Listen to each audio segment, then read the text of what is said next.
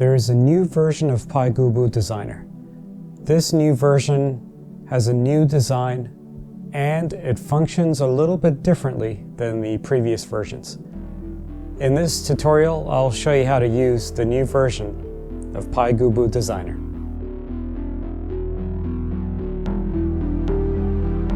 Hi, my name is Jobin, and I'm an open source developer. My channel is called JobinPy, and it's all about Python and Linux. Welcome to JobinPy.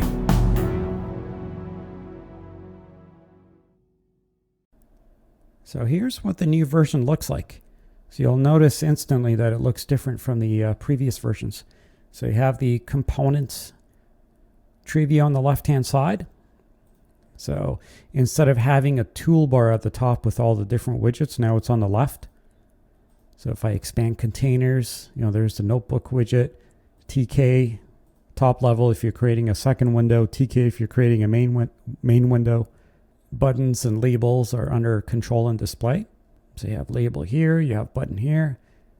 And to add them, you basically just double click on them. So I'm going to double click on TK. And it adds it here. And you'll notice the project tree in this section. It used to be left, and then the properties used to be on the right-hand side. So if I add a frame, so there's a TTK frame. I'm just going to double click on it. It gets added. Let's add a button. Then we can see the preview here just like before. Another cool thing about this is you can actually rearrange the docs, like the frames here. So I can click on the tab here and drag it, and you'll notice a border that shows up. And if I move this, there's other borders that show up. So if I want to move the components palette to the right, I'm just going to let it go here. There it is. So now it's on the right hand side. So Pygubu Designer is now more customizable as far as its own user interface is concerned. Actually, I'm just going to put this one back. Just going to put it all the way to the left, and I'm going to move the properties section to the right. So you'll see that this is more like before, where the properties used to be on the right, and then you would have the project tree on the left. So now we can stack these on top of each other. So let's try moving the project tree here under this list, and there it is. So that's pretty cool, right? Now you have your widgets there, you have the project tree there, and you have the properties on that section here.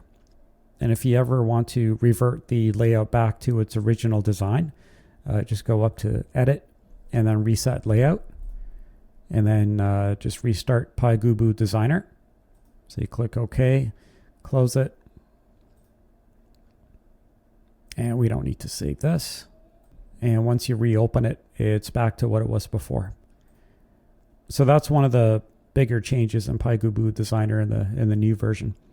Another change that's really big is the way it generates code. So watch this. If I go to containers and if I add a TK widget here, and let's just add a frame to it, you'll notice that there's no code tab at the top like before. So if I want to generate code, watch what's going to happen. So far, I haven't saved this project. It's still a new project. If I go up to project, and if I click on generate code, it says open a project first. In this new version, you have to actually save your UI file, your project, before you can generate the code. Before you didn't have to do that, but in this version you do, and that's worth noting. I'm going to open up one of my existing projects. I actually used this project in my last video. So when you're ready to generate the Python script for this project, we can go into project and generate code. And when you click on it, it appears like nothing happened, when in fact, what it ended up doing is it created two Python scripts in the same folder as this Pygubu project. So I'm going to go to the same folder as this project. So here's the UI file, texteditordemo.ui. And it created these two files as well. So text demo module and text demo module UI. So this part's really interesting. I'm going to open up the one that ends with UI.py. And it's basically the same as what you would expect from Pygubu. It generated a class, and it's getting the main menu here. It's getting the window here. So it's the same as before. It's generating a class that will cause the user interface to come up on the screen when you run it. But what about the other file? If I open up the other file that it generated, it doesn't have as much code. But check this out. It's deriving from, there's a class here called text demo, and that's because it's the name of my project, text demo. Yours will be different, or whatever that you call your project. And then here, it's deriving from text demo UI. So that means your UI related code could be in this file, and the one that ends with UI.py. And then the logic of your code could be in this other Python script file. So the two are like separated. And you'll notice the imports at the top. This is the UI one that ends with UI.py. It's importing all the usual stuff, Pygubu, Tkinter, and in this case, pathlib. And if I go over to the other Python script that it generated, it's importing that module into here. So that's pretty cool. It generates two files instead of one like before. And again, when you go to File and Generate Code, it appears like nothing's happened, but in fact, it does actually generate two files. So if we go over to Project and then Settings, we have all these different settings that we can set per project, which is amazing. So this one here, you'll want to check this if you're using TTK styles in your project. And the styles can be defined right from the Styles tab. So in this case, this also means that the TTK styles are per project. Because before, in previous versions, you would specify a style definition file, and it would work the same for all your projects. So if you opened up another Pygubu Designer project, you would have to go in here and change it to a different style definition file to make it match, whichever project you're working on, and keep changing it back and forth depending on, the project you're working on in Pygubu Designer. But now the style definition file is set up per UI file.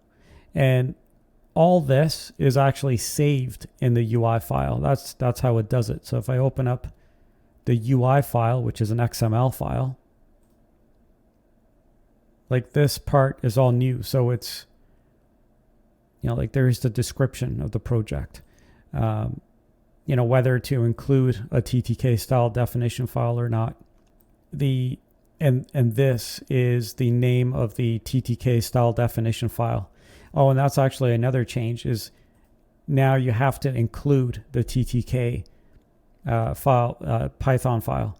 So the definition file. In the past, it would take the definition file, so from here, and it would generate it in your code. But now, if I check this and put use TTK style definitions file, I'm going to regenerate the code, so you can see what it looks like with TTK styles defined in your project. So if I open it, it's going to ask me to reload the file. And there it is. It imported the style definition file in here. But this also means I would have to include the this file here, ttk _ pygubu test.py, which is the name of my style definition, my definition file in this case. Yours might be different. But now I'll have to include it if I decide to send this project, if I decide to send this application to somebody else. And if I go back into settings here again, now the class whichever class name I mention here will get reflected in that file. So if I change class name to class name test tutorial, and if I click OK, go to File, Generate Code, reload. You'll notice that the class name reflected. It appended UI at the end automatically here. So the actual name of the file will be the same. That only affected the name of the class. So if I want to change the name of the file is from main widget. No, it's from module name. So if I change this to text demo module other, if I just put the word other, it's going to generate, or it should generate 2 new Python files. Let's just check that. Yeah, it did. It put other in there. And there's the other UI. So yeah, that's what that does. So under module name, this will dictate what the file name will be, like the Python file, or the Python files, I should say. And then under class name will be the name of the class. Another cool thing to note is this checkbox here, generate code when saving the project. So instead of having to go to the project menu and generate the code each time you make a change, what you could do is just, what you could do is just check this checkbox, click OK, and then anytime you save the project, it automatically generates the code for you, so you don't have to do it manually each time. So some other changes, if we go to the settings dialog, or not settings, edit preferences dialog, I should say. This part looks a little different as well. We used to have custom widgets in this section, but it's been moved to the project menu. So it's a little cleaner in this area. The new version of Pygubu Designer has quite a few cool features.